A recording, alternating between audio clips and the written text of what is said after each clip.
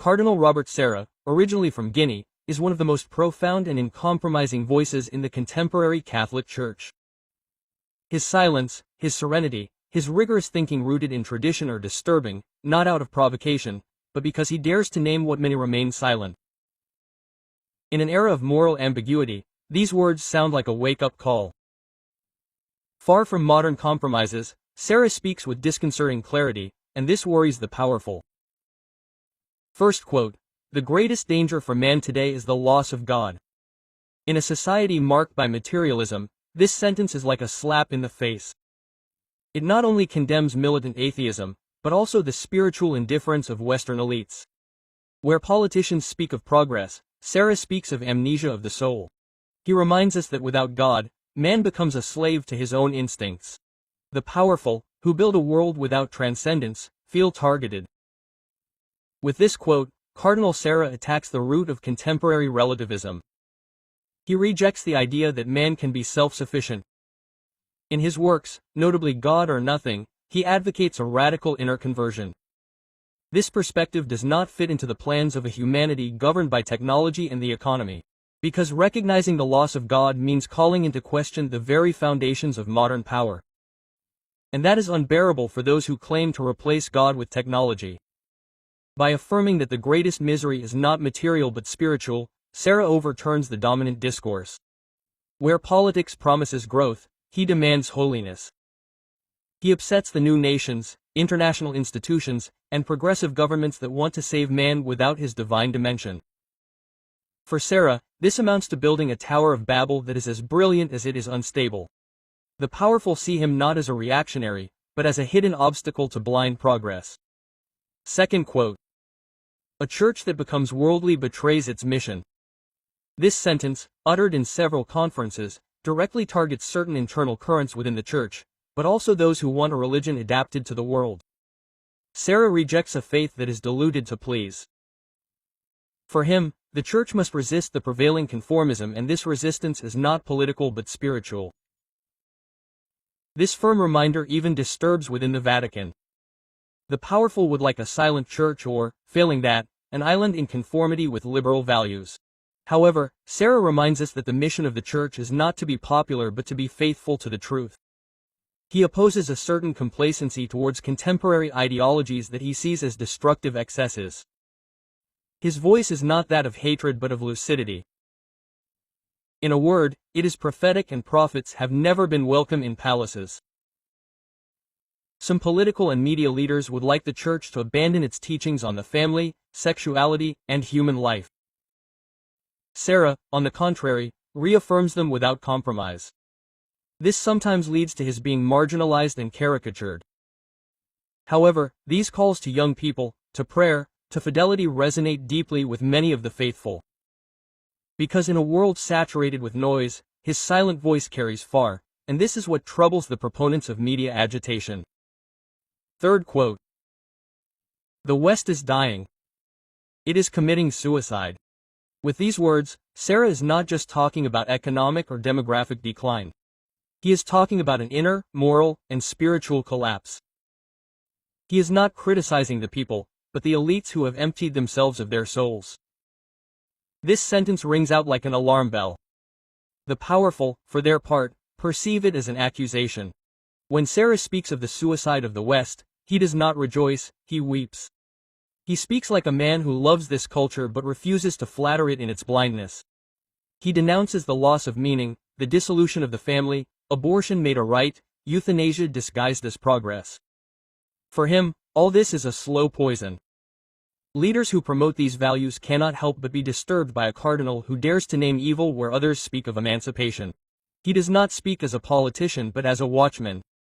He does not propose a law but rather an examination of conscience, and this is precisely what makes him dangerous for those who hold power without wanting to uphold morality. By affirming that the West is destroying itself, Sarah invites an inner revolt not against a regime but against a culture of death. This revolt is gentle but radical. It does not overthrow thrones, it avoids their meaning. Sarah's thinking, rooted in African and Christian tradition, refuses to compromise between lies and truth. He is neither afraid of threats nor in need of applause. He speaks little, but when he does, the world listens. Not always to approve, often to criticize, but always to react. Because his words awaken buried truths. And in a world built on fear of the absolute, he still dares to believe in the absolute. The powerful like docile bishops, compliant religious people, and diplomatic cardinals. Sarah, on the other hand, is a quiet but inflexible force. He does not seek controversy but consistency. And it is this consistency that is disturbing because it forces everyone, believer or not, to ask themselves profound questions. It is not political opposition that he leads, it is spiritual resistance. Taken together, Sarah's three quotes outline a coherent and provocative vision of the world. Man without God is lost. The worldly church is a betrayal. The West is dying from having denied its roots. This is not a speech about withdrawal but about awakening. It is not about returning to the past but about finding a compass. Sarah is not nostalgic, he is rooted. And the powerful often want to tear out this root. But why do these words resonate so much with ordinary believers? Because they respond to a thirst, the thirst for a demanding, true, upright faith that does not apologize for existing. Many, young and old, are tired of half measures and empty speeches. In Sarah, they find a shepherd, a father, a watchman. One who dares to say no to lies, even when dressed in light. This gives them new courage. Sarah does not condemn individuals but the systems that gnaw at the human soul. He speaks of conversion, sacrifice, truth, words forgotten in the political lexicon. He reminds us that freedom without truth becomes tyranny.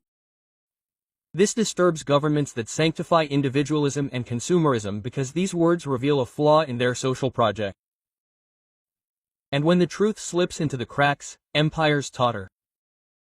Cardinal Sarah is a man of silence, but his silence is inhabited. He took long, spoke little, and wrote slowly. This contrasts with the hysteria of modern communication.